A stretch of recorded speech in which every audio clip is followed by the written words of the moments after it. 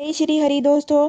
आइए आज सुनते हैं जया एकादशी की व्रत कथा। हिंदू धर्म में जया एकादशी का बहुत ही महत्वपूर्ण स्थान है। जया एकादशी के दिन पालनहार भगवान विष्णु और महालक्ष्मी की पूजा और व्रत किया जाता है। साधक इस दिन व्रत रखते हैं और उनको सुख शांति का आशीर्वाद मांगते हैं।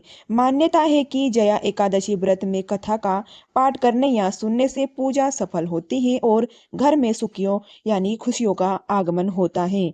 जया एकादशी के दिन जो कथा प्रचलित है उनमें के अनुसार धर्मराज युधिष्ठिर ने भगवान श्री कृष्ण से निवेदन किया, माघ शुक्ल की एकादशी जिनकी पूजा की जाती है और इस एकादशी का क्या महत्व है। श्री कृष्ण कहते हैं कि माघ शुक्ल पक्ष की एकादशी को जया एकादशी कहा जाता है। एकादशी बहुत ही पुण्यदायी और इस एकादशी व्रत करने से भक्ति और ज्यादा बढ़ जाती है। व्यक्ति को नीच योनि से भूत प्रेत पिशाच और योनि मुक्त मिल जाती है। और श्री कृष्ण इस संदर्भ को युधिष्ठिर की एक कथा सुनाते हैं। कथा इस प्रकार से है, स्वर्ग में उत्सव चल रहा था। इसी उत्सव में सभी देवताएं सिद्ध संत और दिव्य पुरुष विराजमान थे। उस समय गंधर्व गायन कर रहे थे और गंधर्व कन्या नृत्य प्रस्तुत कर रही थी। उस सभा में मान वाले पुष्पवती नाम की गंधर्व कन्या का नृत्य चल रहा था। बीच पुष्पवती की नजर कैसे मालवानों को उसमें मोहित हुई और पुष्पवती सभा की मर्यादा को भूलकर ऐसे नृत्य करने लगी।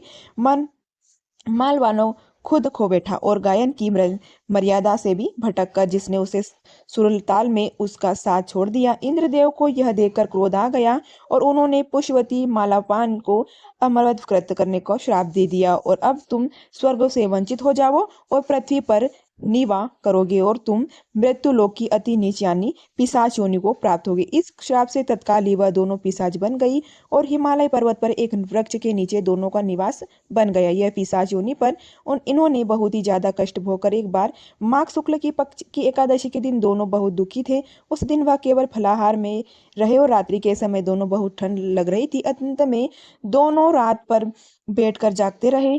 ठंड के कारण दोनों की मृत्यु हो गई और अनजाने में ही जया एकादशी का व्रत हो गया और ऐसे हो जाने से दोनों को पिशाच योनि से मुक्ति मिल गई। अब मालवानों की वती पहले ही भी सुंदर हो गई और स्वर्ग लोग उन्हें स्थान मिल गया। देवराज ने जब स्वर्ग लोक में उनको देखा तो वह चकित रह गया और पिशाच योनि में मुक्ति कैसे मिली उन्होंने उनके यह प्रश्न किया।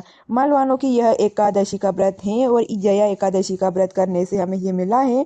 एकादशी के प्रभाव से पिशाच योनि से मुक्त हुई। इंद्रदेव यह देखकर अति प्रसन्न हुए और उन्होंने कहा कि आप जगदीश्वर के भक्त हैं, इसलिए अब आप मेरे ही आदरणीय हैं और अब स्वर्ग में आनंद पूर्वक रहकर हार करे। और इस प्रकार भगवान श्री कृष्ण ने यह कथा युधिष्ठिर को सुनाई और कहा कि जया एकादशी के दिन जगतपति जगदीश्वर भगवान विष्णु की सर्वदा पूजनीय है और श्रद्धालु भक्त इस एकादशी का व्रत करते हैं और उन्हें एकादशी तिथि को एक समय आहार करना चाहिए और इस बात का ध्यान रखना चाहिए कि आहार सात्विक को बिना प्याज लहसुन का हो। एकादशी के दिन भगवान विष्णु का ध्यान करने से संकल्प करने से फिर धूप दीप कृष्ण चंदन फूल अगरबत्ती पंचामृत भगवान विष्णु का पूजन करें।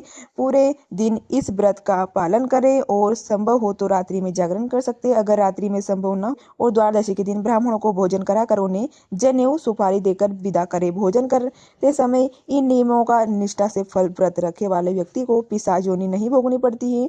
और यही जया एकादशी की व्रत कथा। आपको यह कथा कैसी लगी कमेंट में जरूर बताना और वीडियो अच्छा लगा तो लाइक एंड सब्सक्राइब कर देना ताकि आने वाली ऐसे ही वीडियो आपको मिलते रहे।